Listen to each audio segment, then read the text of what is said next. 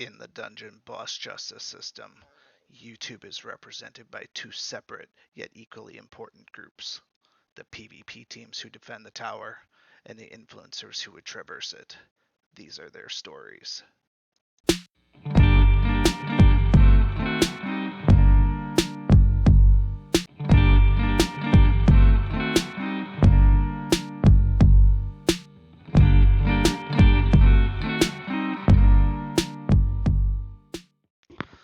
Good afternoon, Dungeon Boss brethren.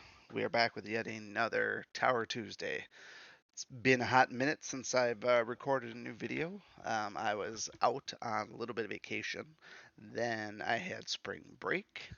And then I was sick with COVID. So a lot of fun stuff going on. Really impacted my ability to record. So I just took a little break. I've also been letting this one particular tower just kind of marinate for a little bit. I think it's going to work out in my favor. I've been working on maintaining my character level and my hero levels without this particular tower scaling. So this one's been in place for a while now, so it's a little bit lower level compared to my um, player level. It's also what looks like to be a moderately easy one. I should be able to get through a good chunk, but we're still going to be going for a perfect tower run to ultimately close out this series. One of the things that I have not employed yet, which may or may not come into to play in this episode, is the idea of this star power. We saw in the last episode that I did that in some instances, with every single floor being 6 stars, there's a massive, massive difference between 5 stars and 6 stars. So the thought is the achievement is to beat the tower without anybody dying. It doesn't say anything about beating the tower as one team. So my thought is to use the power team, the light team, as much as possible. But in some instances, let's say like floor 6, for example, floor 6, it might make more sense to use my goblin team because I have basically half of them 6 starred with Squinch and Nub Nub. Gretel and Miko are not, but using 6 starred heroes against other 6 starred heroes might be the better way to go. So I could maybe use Squinch and Nub Nub and Torchy, for example. Torchy is 6 stars. We're going to have elemental advantage against those nature heroes. It might make a little bit more sense to try and think about things like that. So with that said, I don't have a ton of heroes that are at level that could pull that sort of thing off. I do have my goblins are at 73 and my light team is at 73. Otherwise, we look at Torchy. Torch is only 65. I've been leveling Torchy, Willow, and Shadowblade all in unison at 64 and 65. I believe Shade is in that neighborhood too at 64. Um, so unfortunately, they just don't stack up to what I want to be able to do there. So it's likely going to be either goblins or light team in order if I'm going to swap somebody out. All things considered, I don't see the real need to swap teams out when I do this particular tower, unless I find myself on the business end of cooldowns and I feel like it's going to be a bad start. Um, so just in order to kick things off, we're going to do things as we normally do. We're going to focus on our light team. We are going to focus on Echo as well, making sure that we are recharging the team as much as possible. Try and keep those ambush tactics up as often as we can.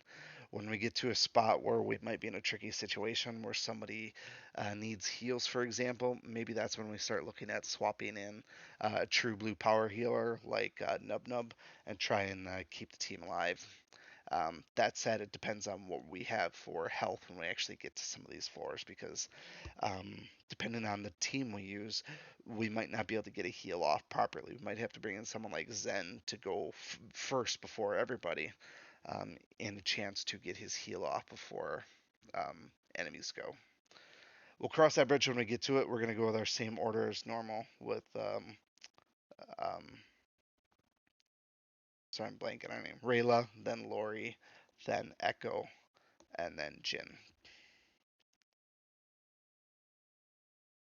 Let's get to it.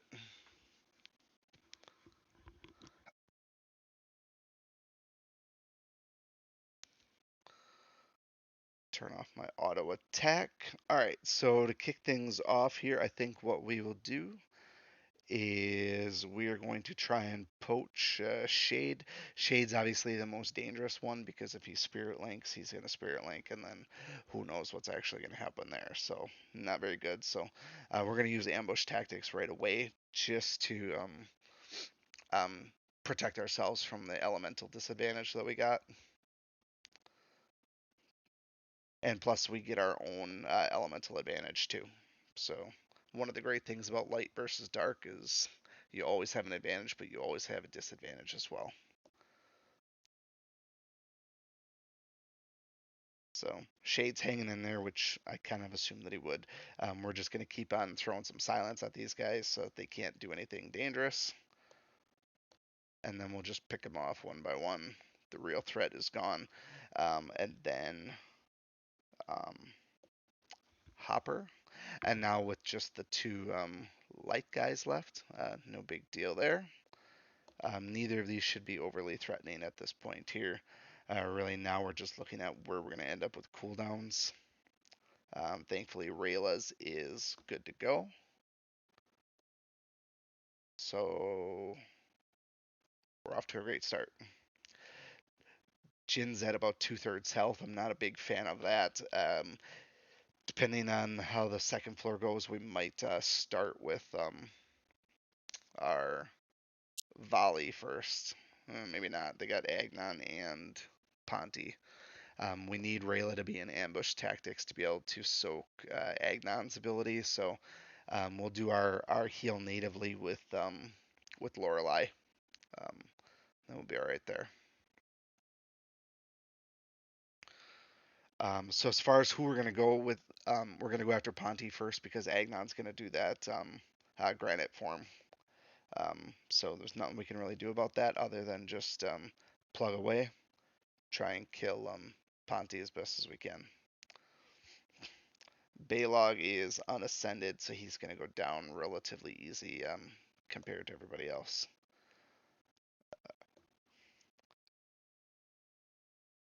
Doing the gift of flight just to protect from other damage.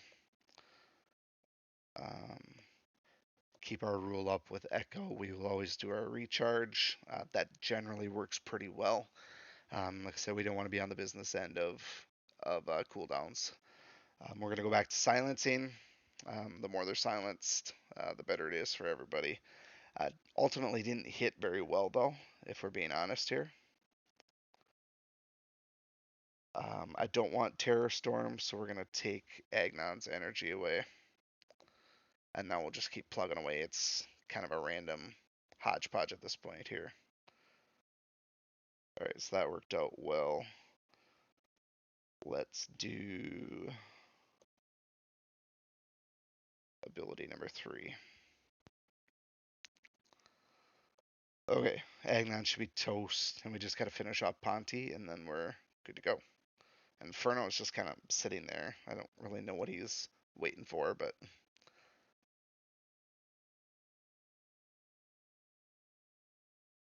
didn't really do anything.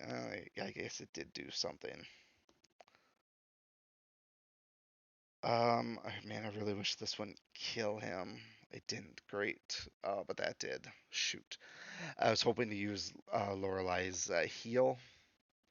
So this is what I was talking about before, where we end up in a precarious position, if we will. Um, I want to heal, but see, look what we got now. We have um, Black Diamond first, 6-star Black Diamond. I don't anticipate that Rayla can soak that, so now I'm in a tough spot here.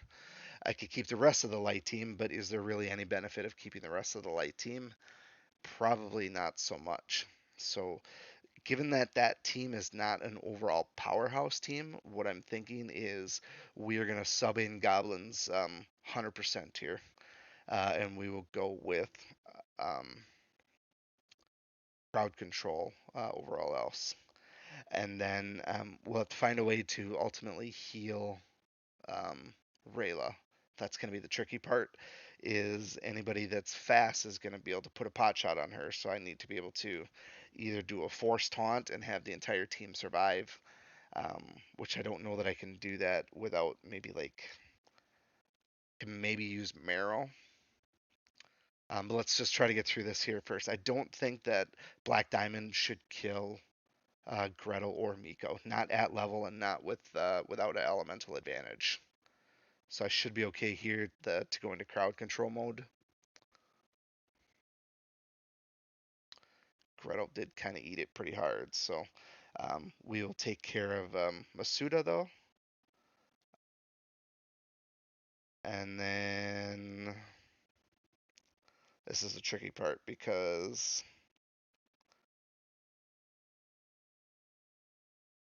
I feel Jabber is going to go after Gretel, but even if not, I feel like Ignis could kill Gretel too.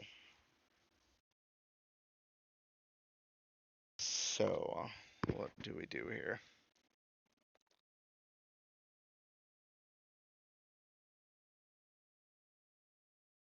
Jabber does extra damage to non-armored, I think. Oh shoot, he does extra to goblins. Son of a bee sting. God, I didn't think that through at all. I did not think that through at all.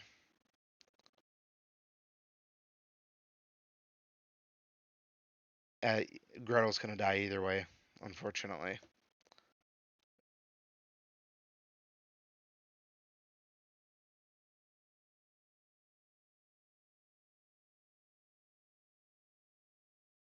She go, sorry. Well, that's basically it. I mean, what? Stupid, stupid, stupid, stupid.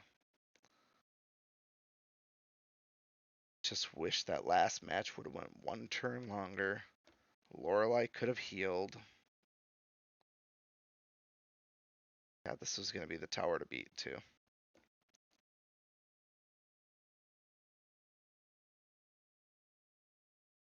All right, well, we're gonna call it at this here. There's no point in me doing the rest of the run on video. We failed on floor number 3, so we lose a person. It is a overall failure. So yes, we'll probably still beat the tower overall. Big whoop.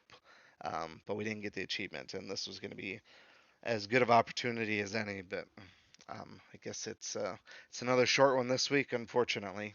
I guess that means we live to do this another week before we shut down the series. So if you have any ideas for how to keep the team alive and how we could go about healing Rayla in that situation. I feel like I could have done it on the next one. Look at that. No fast heroes on the next floor. So that would have been my golden ticket right there. So I guess I didn't really need suggestions. Real bummer. Anyways, we'll see you Thursday. We'll talk about some more PvP stuff with PvP changes. And then we'll do some new hero stuff on Friday. So otherwise, take care, everybody, and have a great day. Bye bye. Thank you for watching, and remember, I make YouTube videos for the American working man, because that's what I am, and that's who I care about.